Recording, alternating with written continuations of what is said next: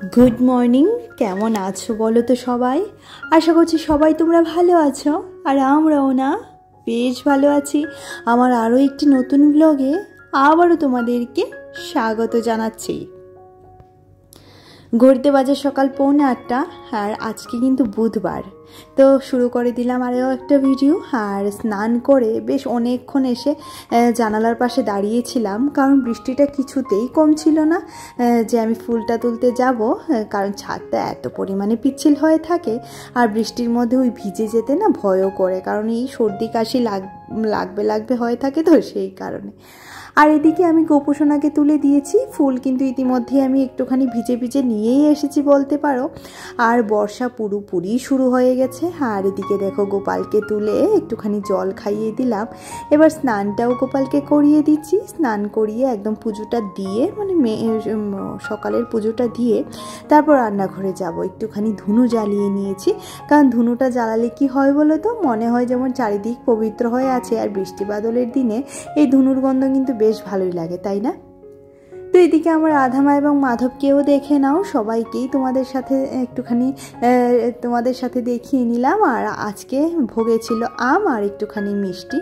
আর এদিকে সমস্ত কিছুই আমার পুজো টুজো কমপ্লিট হয়ে গেছে। এবার গিয়ে রান্নাঘরে যাব। আর বৃষ্টি বাদলের জন্য না সেরকম কিছু খেতেও ইচ্ছে করছে না।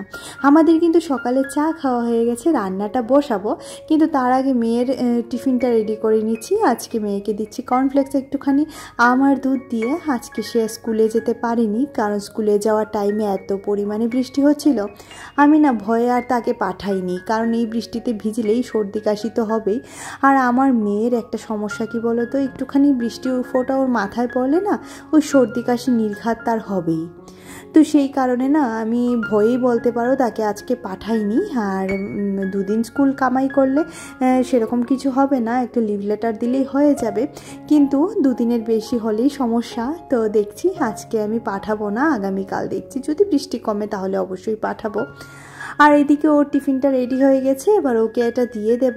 আর দিয়ে তারপর আমি আমার রান্নায় চলে আসব। যেটা বলছিলাম যে সকালে আমাদের কিন্তু চা খাওয়া হয়ে গেছে, চায়ের সাথে বিস্কিট ছিল, মিঠির পাপা আর আমার খাওয়া হয়ে গেছে। আর এদিকে এবার দেখো আমি ডালটা ফোড়ন দিয়ে নিচ্ছি। ডাল হয়ে গেছে আমার, ডালটা কুকারে সিটি দিয়ে নিলাম। আর ডালটা ফোড়নে দিলাম আজকে শুধুমাত্র শুকনো লঙ্কা, তেজপাতা আর দিয়েছিলাম কালো জিরে ফোড়ন। আর আজকে রান্নাতে বেশি কিছু করিনি, কিন্তু রান্নাটা খুবই স্পেশাল, মানে খাওয়াটা খুবই স্পেশাল হবে, কারণ রান্নার মেনুগুলো এত ভালো লাগছিল। ডালটা একটু বাড়িয়েই করে নিয়েছি বলতে পারো, যাতে রাত্রিরেতেও ওই ডালটা আমাদের হয়ে যায়। ডালটা থাকলে দেখবে কিছু একটা ভাজা হলেই হয়ে যায়। তো এই কড়াইটা গতকালকে রাতের ছিল, গতকালকে রাতে এটাতে কিছু একটা ভাজা করেছিলাম, তো সেটাই রয়ে গেছিলো। তার মধ্যে আমি আলুটাকে একটুখানি আলুর ভর্তা, আলুর চোখা যে যাই বলো, এটা বানিয়ে নেব। আর ডালের সাথে আলু ভর্তা, তার সাথে আরও অনেক কিছুই আছে, একটা একটা করে দেখতে থাকো। আর আজকের বললাম যে আজকে মাছ মাংস রান্না করিনি, কিন্তু মেনুটা কিন্তু অসাধারণ ছিল।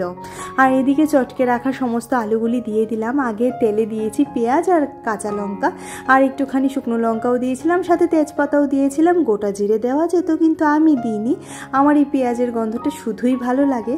আর এদিকে দেখো আমার আলু ভর্তা রেডি হয়ে গেছে, এবার এটাকে তুলে রাখবো। আর আমার মেয়ে এতটা পছন্দ করেছে আলু ভর্তাটা। আর দেখবি বৃষ্টির মধ্যে একটুখানি খিচুড়িও খেতে ইচ্ছে করে, তাই না? মেয়েটা সকাল সকাল বলছিল, কিন্তু কি করব বলো, ওর পাপার কারণে তো আর আমরা খিচুড়ি খেতে পারি না। আর এদিকে অঝরে হচ্ছিল বৃষ্টি, তার মধ্যে পেটেও খিদে পেয়েছিল, তো ওর পাপা গিয়ে চট করে নিয়ে এসেছিল রসগোল্লা এবং সিঙ্গারা, যেটা একদম গরম গরম সিঙ্গারা। এই বৃষ্টির মধ্যে সিঙ্গারা খেতেও কিন্তু বেশ ভালো লাগে, তাই না? আর মেয়ে এদিকে চলে এসেছে, সে বলছিল সিঙ্গারার ভেতর যে তরকারিটা সেটা আমি খাবো না, কিন্তু উপরে ছালটা আমি খাবো।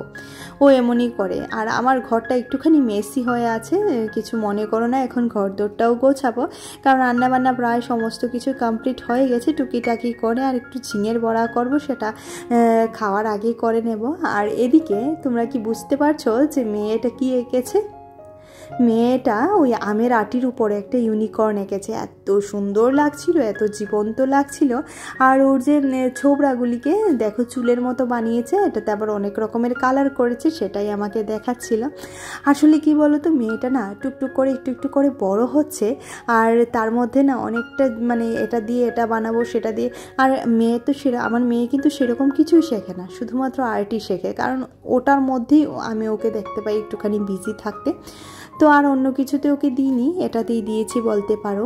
আর এদিকে দেখো এবার একটুখানি ঘরটা গুছিয়ে নেব। গতকালকে একটুখানি বেরিয়েছিলাম এই ড্রেসটা পরে, তো ড্রেসটা এখানেই রাখা হয়েছিল। সকালে যেহেতু আমার যিনি মাসি এসে ঘর মুছে যান, সকালে মুছে গেছেন, তো এই মুহূর্তে আমি আমার ঘরটাকে একটুখানি গুছিয়ে নেব, কারণ মাসি ওই 7:15 নাগাদ চলে আসে, তো ও তো তাড়াহুড়ো করে না, সমস্ত কিছু গুছিয়ে আর দেওয়া হয় না। যেহেতু আমি উঠি ঘুম থেকে সেই 5টায়, আর তার জন্য না একটুখানি তোমার কাজের চাপটাও একটুখানি বেশি থাকে, মেয়েকে টিফিন বানিয়ে স্কুলে পাঠাতে হয়। যদিও বা আমার মেয়ে সেরকম বেশি তামঝামওয়ালা টিফিন নিয়ে যায় না, মাঝে মধ্যে সে বিস্কিট নিয়েও চলে যায়, কারণ যেহেতু আমি ওকে ওটসটা খাইয়ে দিই, সে কারণেই খাইয়ে দিই বলতে পারো। কারণ সে না ওই টিফিন গিয়ে না স্কুলে আর খেতে চায় না, জানো তো। আর এদিকে দেখো আমি কিন্তু আস্তে আস্তে করে আমার ঘরটা পুরোটাই একদম পরিষ্কার করে নিচ্ছি বলতে পারো। দুখানা ঘর তা পরিষ্কার করে সেটাও আবার শেয়ার করি, কি করব বলো, সারাদিনের ব্লগ যেহেতু তোমাদের সাথে শেয়ার করি, তাই যতটুকু যা আছে তার মধ্যেই নিজেকে ব্যস্ত রাখতে এবং তার মধ্যেই নিজেকে ভালো রাখতে চেষ্টা করি। আসলে কি বলো তো, আমাদের যারা বাড়ির বউরা, আমরা যারা বাড়ির বউরা আছি, তারা কিন্তু নিজেকে নিজেই সংসারের মধ্যেই ব্যস্ত রাখার চেষ্টা করি। আর এদিকে জানালা দিয়ে অনেকক্ষণ তাকিয়েছিলাম, একটুখানি জানালাটা লাগিয়ে নিচ্ছি। ওই বৃষ্টি আসছিল, হ্যাঁচলা বৃষ্টি না, ঘরে চলে আসেছি, এই কারণে খুব বেশিক্ষণ সময় আর জানালা লাগানো যায় না। আর ওই জানালাটা লাগাতে গিয়ে হাতে একটা পেয়েছি ব্যথা। তো এদিকে সমস্ত ঘর আমার একদম উলট পালট করে ঝাড়া একদম গোছানো হয়ে গেছে। আর ঘর একদম পরিষ্কার পরিচ্ছন্নই থাকে, তারপরেও একটুখানি গোছগাছ করে নেওয়া, এই তো। কারণ বুঝতেই তো পারছো, ঘরে একটা বাচ্চা যখন থাকে তখন সে কিন্তু দেখবে ঘর নোংরা করবেই, যেহেতু সে শুধুমাত্র এই ঘরটাতেই বসে খেলাধুলা করে, আর কোথাও বেরোয় না, সেরকম কোথাও যায়ও না, আর সেরকম তার বায়নাও নেই, সেরকম গুচ্ছের খেলনা কিনে দেওয়ার বায়নাও তার নেই। তো সেই কারণে যখন সে ঘরে থাকে, ঘরটা একটুখানি মেসি হয়েই যায়। তারপরেও ওকে বললাম, তুই এবার এখান থেকে একটুখানি সর, আমি ঘরটা গুছিয়ে নিই, কারণ অগোছালো থাকতে আমার একদমই ভালো লাগে না। তো এদিকে ওকে কিন্তু আমি স্নানে পাঠিয়ে দিয়েছিলাম, ইতিমধ্যে মনে হয় ওর স্নানও হয়ে গেছে। আর দেখো এদিকে এবার ঘরটা একটুখানি ঝাড়ু দিয়ে নিচ্ছি। এই ঝাড়ু দেওয়াটা কিন্তু একদম সন্ধেবেলার ঝাড়ু দেওয়া অবধি, কারণ সন্ধেবেলা আমি আর ঘর ঝাড়ু দিচ্ছি না, এতেই হয়ে যায়। আর আরও একটা কথা তোমাদের সাথে শেয়ার করার ছিল, ভিডিও আমি করে রাখছি ঠিকই, কিন্তু এডিট করে দেওয়ার না সেরকম সাহস বা জোর কোনোটাই পাচ্ছি না। তার কারণ বলতে পারো, ভিডিওতে একদমই ভিউজ কমে গেছে। তার কারণটা কি সেটাও আমি জানি না, কারণ অনেক পরিমাণে স্প্যাম কমেন্ট আসছে যে তুমি আমাকে সাপোর্ট করো, আমিও তোমাকে সাপোর্ট করব। আর জানোই তো, এই ধরনের স্প্যাম কমেন্ট আমার একদমই ভালো লাগে না। আমি ওই ধরনের কমেন্টে কখনোই সাপোর্ট করি না। যাকে আমার মনে হয় সাপোর্ট করা দরকার ঠিক তাকেই আমি করি। এতে যদি কোনো ধরনের সমস্যা হয়ে থাকে তাতে আমার কিচ্ছু করার নেই। আর হ্যাঁ, বেশ কয়েকটা কমেন্টের আজকে রিপ্লাইও করব, কমেন্টের উত্তর দেব বলতে গেলে। তো চলো কিছু কমেন্ট পড়ে নেওয়া যাক। তো ছোট্ট পাখি আইডি থেকে বলেছে, খুব সুন্দর হয়েছে দিদিভাই ভিডিওটা, লাইক দিয়ে ভিডিওটা দেখে নিলাম। অসংখ্য অসংখ্য ধন্যবাদ দিদিভাই, তুমি সত্যিকারের বলতে গেলে যে প্রতিদিন ভিডিওতে কমেন্ট করো, সেটা আমার ভীষণই ভালো লাগে। আর রুম্পা দিদিভাই তো প্রতিদিনের মতো অনেক ভালোবাসা পাঠিয়েছে, তার জন্য অসংখ্য ধন্যবাদ দিদিভাই। আমি কিন্তু ওইদিকে ঘরের কাজটা কমপ্লিট করতে করতে এদিকে আমার ঝিঙের বড়াও হয়ে গেছে, আর এদিকে ডিমের অমলেটটাও বসিয়ে দিয়েছি। ডিমের অমলেট, ঝিঙের বড়া, আর ছিল তার সাথে তোমার আলু ভর্তা এবং ডাল। তো খাবারটা কেমন হয়েছে বলো তো, বেশ ভালো লাগছিল না খুব।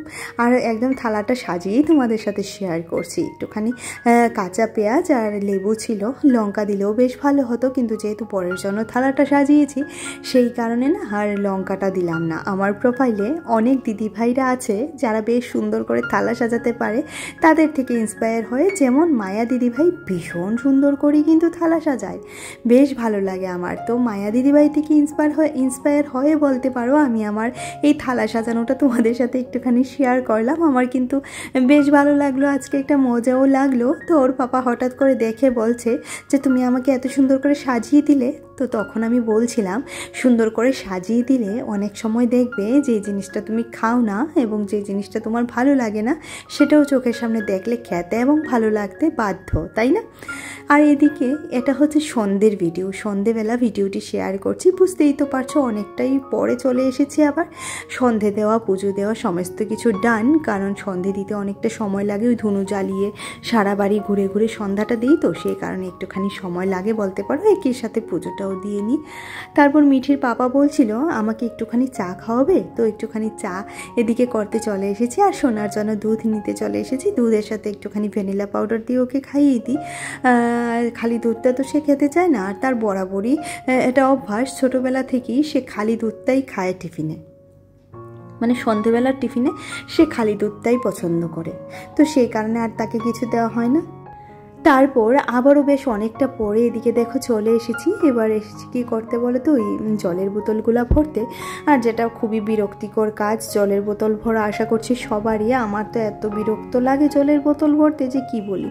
এবার কিন্তু খাওয়া দাওয়া করব, ওই দুপুরের মেনুটাই ছিল, তার সাথে একটুখানি তোমার ভাজাভুজি, আলু ভাজা না, একটুখানি কুমড়ো ভাজা বসিয়েছিলাম জানো তো, সেটাকেও একটুখানি নাড়াচাড়া করে উল্টে পাল্টে দিচ্ছিলাম, আর এদিকে জলের বোতলটাও ভরে নিচ্ছিলাম। তো সমস্ত জলের বোতল আমার ভরা হয়ে গেছে। এবার এগুলাকে ফ্রিজে ঢুকিয়ে রাখছি, কারণ যা গরম পড়েছে।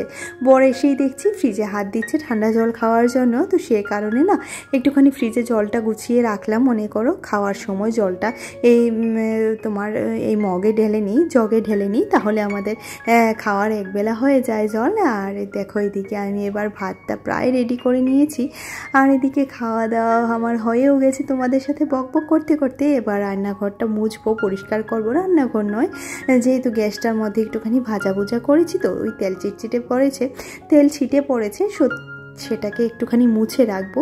কারণ কি বলো তো, আমি ছোটোবেলা থেকেই দেখে এসেছি রান্নাঘরে লক্ষ্মীর বাস। রান্নাঘরটা যত তুমি পরিষ্কার পরিচ্ছন্ন থাকবে, তোমার সংসারে লক্ষ্মীটাও মানে ঠিক সেরকম, লক্ষ্মীও সেরকমই বিরাজ করবে। জানি না লক্ষ্মীমন্ত হয়ে উঠতে পেরেছি কিনা, বা লক্ষ্মীর কোনো চিড়ি আছে কিনা, তারপরেও যতটা নিজের সংসারের জন্য যা ভালো ঠিক তাই করার চেষ্টা করি প্রতিদিন প্রতিনিয়ত। আর মনে হয় এইটুকু যা আছে, ভগবান যা যতটুকু দিয়েছে তাই পরিষ্কার পরিচ্ছন্ন করে রাখার দায়িত্বটা নিয়ে নিয়েছি জানো তো। কারণ ঘর দূর সংসার পরিষ্কার পরিচ্ছন্ন করা, সেটা যেমন এখন আমার অভ্যাসে পরিণত হয়ে গেছে, আর এটা একটু বেশি করি, তো সে কারণে অনেক সময় বকুনিও খাই। যাকে বকবক করতে করতে আজকের মতো তাহলে ভিডিওটা এখানেই রাখছি। দেখা হচ্ছে পরবর্তী আরও একটা ব্লগে। ততক্ষণের মতো সবাই ভালো থেকো, সুস্থ থেকো, টাটা, গুড নাইট, সবাই ভালো থেকো।